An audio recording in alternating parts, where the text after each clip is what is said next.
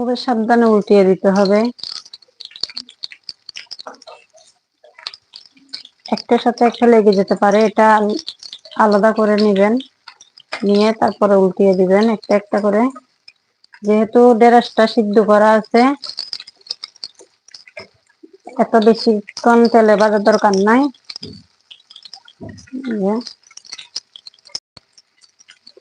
এই কাজটা অনেক সাবধানে করতে হবে।